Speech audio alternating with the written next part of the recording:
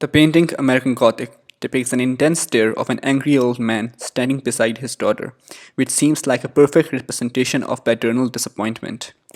Disappointment over one's children's life choices is a part of parenthood, and the selection of their career could be a source of discontent for parents, especially if the family has a conservative or materialistic leaning.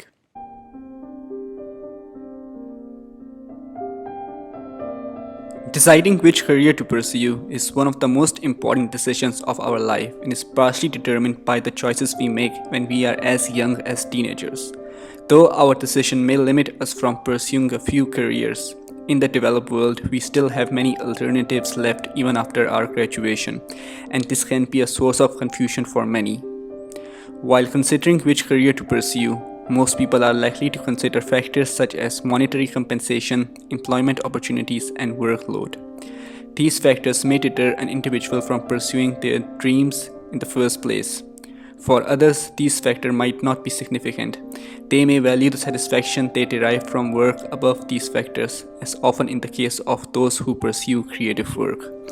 This satisfaction is referred to as psychic income by many authors and is derived from doing a variety of work, having a higher personal autonomy, feeling self-actualized, etc. Evidence suggests that artists are more satisfied compared to other professionals. A higher rate of self-employment is one of the contributing factors. Factors such as increased variety in work and learning on the job could also contribute to this difference. But this satisfaction comes at a cost. Creative workers experience a higher unemployment, work fewer hours, and earn less than professional workers. They may take other jobs to make their ends meet and reduce their working hours as their income rises, allocating more time to their artistic endeavors.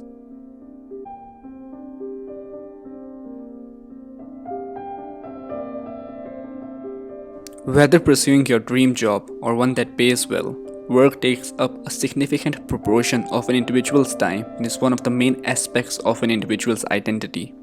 The German sociologist Max Weber traces this attitude back to the Reformation. The concept of calling, which he defined as the valuation of the fulfillment of duty in worldly affairs as the highest form which the moral activity of an individual could assume, first appeared in this context in Luther's translation of the Bible. The current societal attitude does not seem to be far away from this. The importance of calling further increased under Calvinism because of its increased emphasis on the concept of predestination. Predestination states grace is the sole product of an objective power and not in the least to be attributed to personal worth. So those meant to attain grace would attain it, and those who weren't wouldn't. The followers had to be self-confident about being among the chosen ones, as a lack of confidence signified imperfect grace. And to be confident, intense worldly activity was recommended as the most suitable means. The Protestant ethic, according to Weber, was the force behind the spirit of modern capitalism.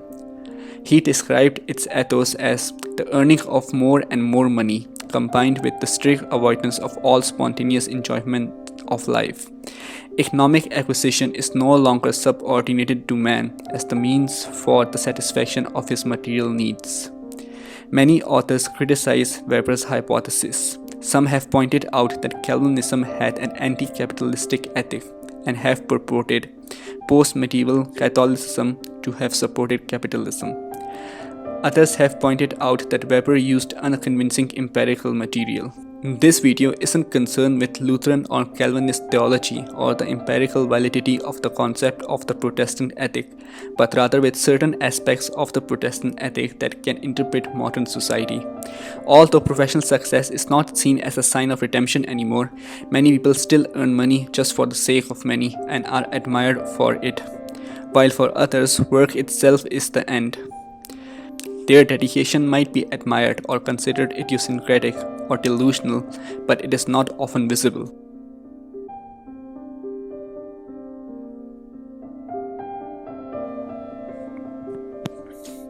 Society's assessment can directly affect an individual's self-esteem and well-being.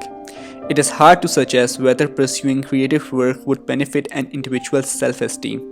According to sociology and psychology, self-esteem has three main aspects: self-worth, self-efficacy, and authenticity. Self-worth is how positively people see themselves. To be seen positively, they must act in a way that makes them more accepted in a community and gives them a sense of belongingness. Self-efficacy is how much control people have over the forces that affect their lives. Authenticity comes from expressing oneself consistently with one's true self. A creative worker may have a higher sense of authenticity because creative work is expressive, but may have lower self-worth and self-efficacy because of the competitive nature of this industry, as it is harder to succeed in this field. Whereas for professional workers, the opposite might be the case. The increased importance of vocation in an individual's life and wide society in general may further fuel this self-esteem crisis. People are confused between choosing an occupation where they can receive adequate compensation and recognition for their efforts or where they can truly express their inner selves.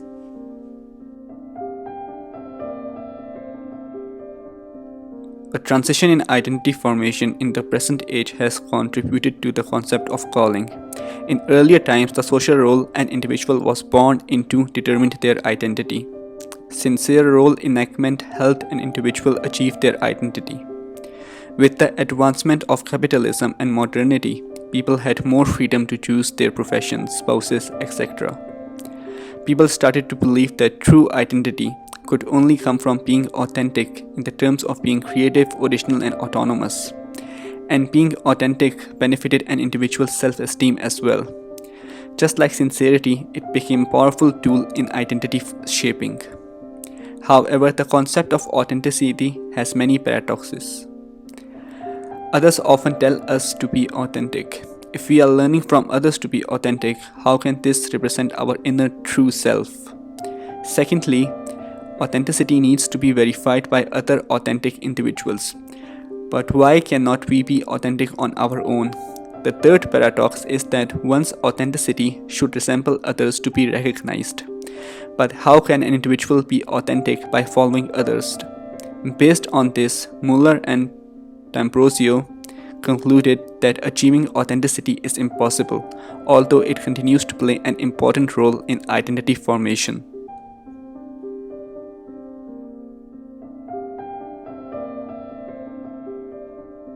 So putting all this together, advancement of capitalism has contributed to the concept of calling and the sense of authenticity, which determines an individual's choices in the present day and affect their self-esteem, whether it has any links with reformation. The pressure to be authentic in the modern world might be partially responsible for luring individuals towards a career in a creative industry where they have a higher chance of expressing their authenticity, but at the expense of higher chances of failure, affecting the other two dimensions of self-esteem, namely self-worth and self-efficacy. The superstar phenomena could be another explanation for attracting people to creative industries, representing the possibility of being rich and famous. However, the probability of such an outcome is extremely low. Although the concept of Protestant ethic does not apply to creative workers, their dedication has a similar asceticism. However, they don't work hard to prove that they are the chosen ones, but for their self-fulfillment.